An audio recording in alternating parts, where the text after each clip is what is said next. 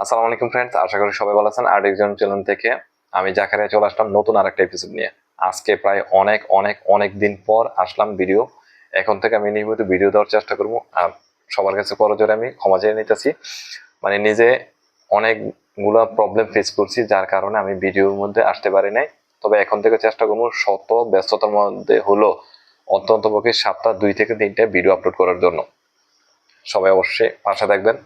আর আপনাদের কাছে সবার আগে বলে থাকি, আমাদের মেগাস্টার শাকিব খানের নতুন যে সিনেমা রকস্টার সিনেমার প্রথম যে টিজার লঞ্চ হয়েছে সেটা 5ই মে।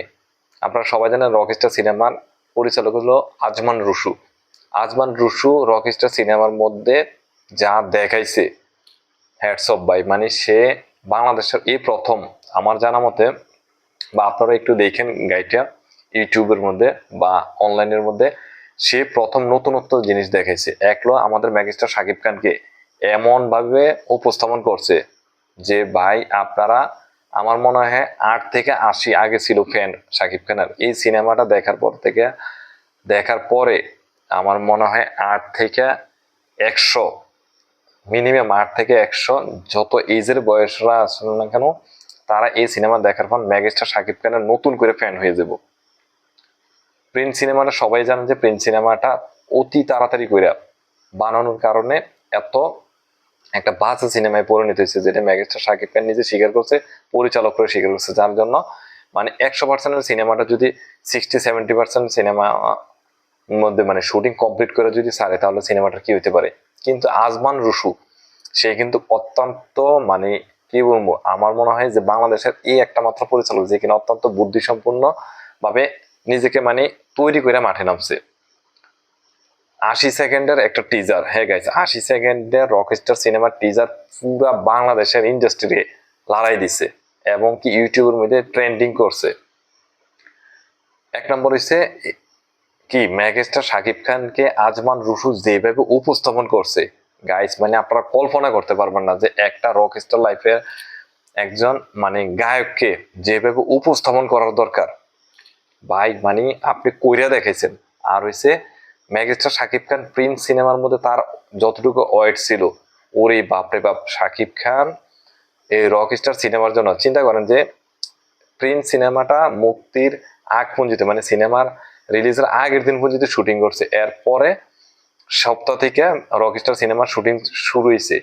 এই সিনেমার জন্য মেগাস্টার শাকিব খান তার ওয়েট প্রচন্ড রকমের কমাইছে, যেন তাকে ওইরকম গায়ক বা ওইরকম শিল্পী হিসেবে দেখানো যায়। মানে একজন রক স্টার হিসেবে তাকে যেভাবে প্রেজেন্টেশন করার দরকার, ওই মানে কি বলতাম, জাস্ট আগুন লাগাইবো। মানে সে যেভাবে উপস্থাপন করছে বলার বাইরে। আর সবচেয়ে বড় বিষয় হচ্ছে এখানে আপনারা মেগাস্টার শাকিব খানরে এর আগে তারে কিভাবে দেখছেন, লাভার বয় হিসেবে দেখছেন, অ্যাকশন হিরো হিসেবে দেখছেন, ঠিক না, রোমান্টিক ম্যান হিসেবে দেখছেন। কিন্তু এখানে এই ফার্স্ট টাইম আমাদের মেগাস্টার শাকিব খানকে আমরা কোনা মানে গায়ক হিসেবে দেখুন, বা মানে রক স্টার যাকে বলা হয়।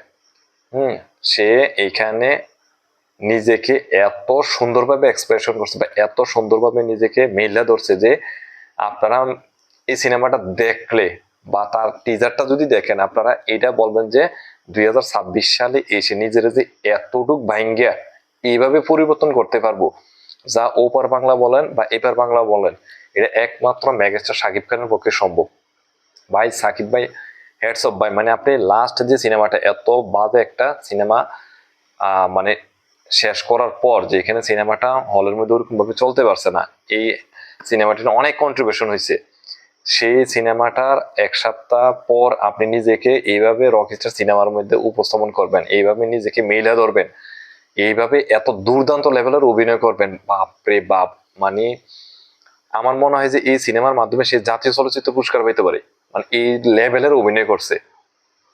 আর একটা সবচেয়ে বড় বিষয় হচ্ছে এই সিনেমার বিএফএক্স দুর্দান্ত লেভেল হয়েছে। ওইখানে যে একটা মানে গ্র্যান্ডার টাইপের একটা স্টেডিয়াম দেখানো হয়েছে এত সুন্দর দর্শক করে। আপনি এই সিনেমার টিজার দেখার পরে একটা ভুল ধরতে পারবেন না বিএফএক্স এর, এটা গ্যারান্টি দিলাম। প্রিন্স সিনেমার টিজার দেখার পর প্রিন্স সিনেমার আর যতগুলো টিজার দেখানো হয়েছে, সবাই কিন্তু ওইখানের বিএফএক্স এর প্রচন্ড রকমের ভুল ধরছে। আসলে অনেক ভুল ছিল সত্যিকার অর্থে।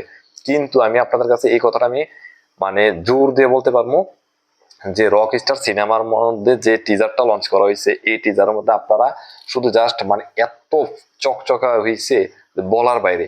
আপনি এটা যে বাংলাদেশি সিনেমা এটা কেউ কখনো বলবেন না। 100% এটা হলিউড সিনেমার সাথে তুলনা করা যায়। এত সুন্দর, এত একটা বাজেটের সিনেমা এত সুন্দরভাবে উপস্থাপন করতে পারে, এইটার জন্য হ্যাটস অফ জানাই আমি আজমান রসু ভাইকে। দুর্দান্ত লেভেলের কাজ হয়েছে ভাই, দুর্দান্ত লেভেলের কাজ করছেন আপনি। মেগাস্টার শাকিব খানরা আপনি যেভাবে উপস্থাপন করছেন, আমার মনে হয় না যে বাংলাদেশের সিনেমা জগতে তাকে নিয়ে রকস্টার টাইপের একটা সিনেমা তৈরি করা যায় কেউ ভাবনা করছে। এটা আপনি ছাড়া আর কেউ এই ধরনের চিন্তা করছে না। আর তার এক্সপ্রেশন দেখলে ট্রেলারের মধ্যে, সরি মানে টিজারের মধ্যে সবাই ফ্যান হয়ে যাবেন। আর বলি এই সিনেমার নায়িকা সবাই জানেন যে সাবিলা নূর, তার এটা দ্বিতীয় সিনেমা হইতে যাইতেছে মেগাস্টার শাকিব খানের সাথে। আমাদের এই পবিত্র ঈদুল আজহার মধ্যে এই সিনেমাটা রিলিজ পাইবো। আপনারা সবাই, আমি অনেক লেটে এই টিজারের রিভিউটা দিলাম, সবাই অবশ্যই আমার চ্যানেলটার পাশে দেখবেন। আর আমি সরি, অনেক দুঃখিত, ক্ষমা চেয়ে নিতেছি সবার কাছে। সবাই পাশে থাকবেন, বাংলা সিনেমার পাশে থাকবেন। আর আমি গ্যারান্টি দিয়ে বললাম যে মেগাস্টার শাকিব খানের এই সিনেমা বক্স অফিস কাঁপাবে, এটা একবার লিখে রাখেন। সবাই ভালো থাকবেন, আল্লাহ হাফেজ।